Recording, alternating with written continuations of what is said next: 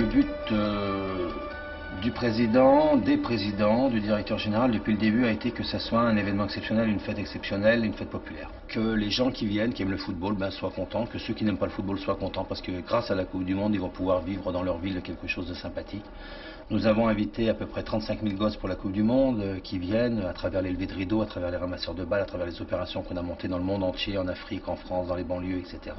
Et c'est ce caractère de jeunesse, d'émotion, de partage, de fête que nous voulons donner à cette Coupe du Monde 98. Nous avons tenu nos engagements par rapport à ce que l'on avait dit au départ, que c'était populaire et pour les jeunes.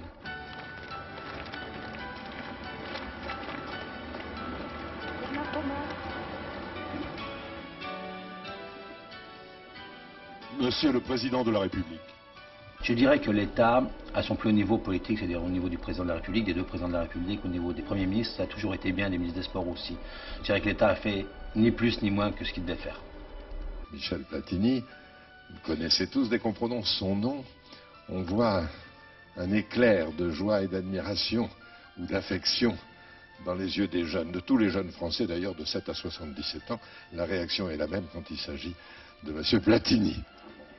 Mesdames et messieurs, chers amis, ainsi que vous l'indiquait Fernand Sastre, ce 20 septembre est un grand jour pour nous. Coupe du monde de football, France 98.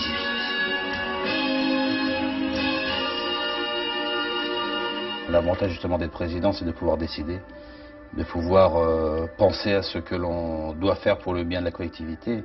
Un peu ce qui se passait là, quand je joue au football, là.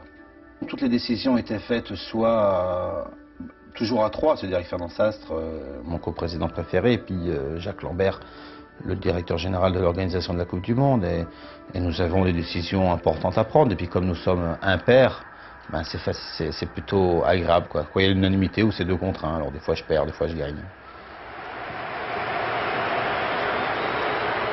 Je déclare ouverte la 16e Coupe du Monde de football en France.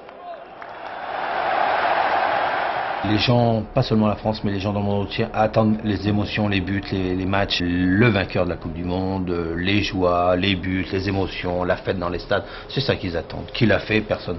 Ça intéresse personne. Nous, on n'organise pas la Coupe du Monde pour que la France la gagne. On organise la Coupe du Monde pour 32 équipes. On organise la Coupe du Monde pour 2 500 000 spectateurs, pour 10 000 journalistes, pour 40 milliards de téléspectateurs. Maintenant, si la France gagne la Coupe du Monde, que l'organisation était parfaite, que ça a été une grande fête dans toute la France, que les gens étaient contents, se sont amusés, on a rempli notre boulot, puis on fera autre chose. On fera autre chose après. On fera autre chose à 43 ans et quelques jours.